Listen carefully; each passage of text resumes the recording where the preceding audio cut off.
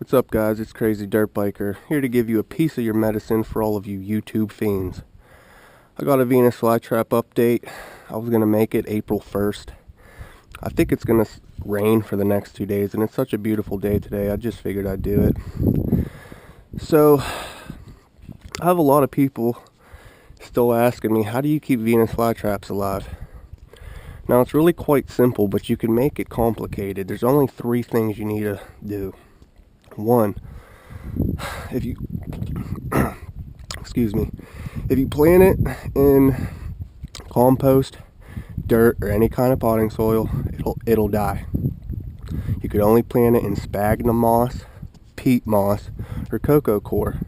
You can mix sand in there with it if you want, but it has to be pure silica sand, nothing else. I've been using sphagnum and cocoa coir. My preferred method would be sphagnum and peat, but I could get my hands on the coir more easily, so that's what I use. And you have to wash your coir out thoroughly, which leads me to number 2, the water. You could only use reverse osmosis, distilled, or rainwater. I use rainwater. If you use tap water, you have to use a TDS meter and measure that shit. And make sure it's under 50 parts per million or your fly traps will die. And number 3 is sunlight. Give these bad puppies as much sun as you could possibly give them. That's what they like. And they also like humidity, but that's not as big of a deal. If they get sun and it's warm out, they will be happy. And never let it dry out. Always make sure it's wet. And that's about it. I mean, this is my pot that I planted this year. It's a little bit deeper, it's a little bit wider, and still, they're overcrowded. I wanted them all in one pot, but I wanted them to have some more room. I just wanted to let them go an extra year and not have to transplant them the next spring. But, man, it looks like I'm probably going to have to because it's early. I mean, it's only April. Couple days from April, and these things are looking nice. They had an early start. In the wintertime, let them get cold. Don't let them freeze, but let them get cold. They'll go dormant and they'll grow back the next spring. They'll look like they're kind of dying back, but that's normal. That's what dormancy is. So I was going to make a video when I repotted all of these, but it just took so damn long. It was kind of a pain in the ass. I had to take them all out, separate them all, clean off all the rhizomes, cut off all the dead stuff, repot them all. So I think I ended up with about 25 typicals, and I potted them, planted them all around the outside. I got my 2 DCXLs in the middle with an extra third one. It's real small. And then I have my gold strikes. I have 4 of them. I have 2 right here.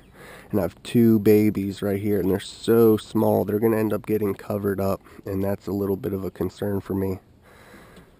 But overall, they'll be fine, and this is going to be an amazing year. I can't wait to see what this thing looks like the end of this summer. It's going to be crazy. So anyway, little fly trap update. Really quite simple to take care of these things. You just have to make sure you're doing the right 3 things: sunlight, the right soil, and the right water. Don't let them ever dry out, and make sure they go dormant in the winter, and that's it. Other than that, I mean, leave them outside, man. If they're inside, they're most likely gonna die. Take them outside. Don't feed them all the time. You're just gonna stress them out. I just let them feed by themselves. Occasionally I'll feed them something if I find a spider or a bug in my house, like I did the other day. I opened up my garage door and there's a nice juicy spider. I fed it to that DCXL right there.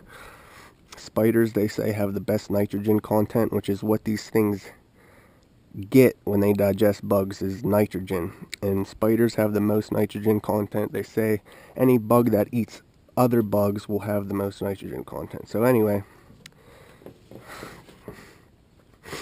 yep, that's about it. I mean,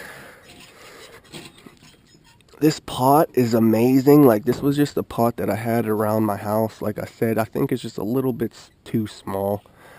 Every year I end up with more fly traps than I expected, but last year I used like a glazed ceramic or clay pot, but it was glazed, so it was fine. Don't use the clay pots unless they're glazed, because you'll leach out minerals into the soil and your fly traps will die. But this, last year I was having a trouble with that pot because it would get so hot because it was like a clay pot, obviously, and it would heat up so much, and I didn't like that. So this pot will definitely stay colder in the summertime. And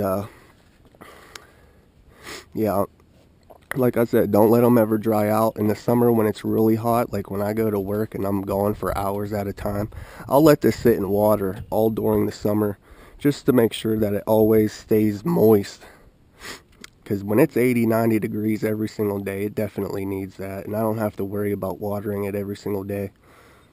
But right now, you know, it's only like maybe 60 degrees out. It's not cold by any means, but it's not hot.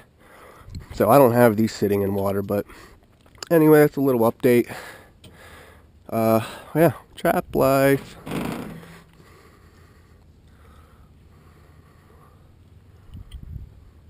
Sorry if I'm a little shaky. I'm just holding this GoPro. It's kind of hard.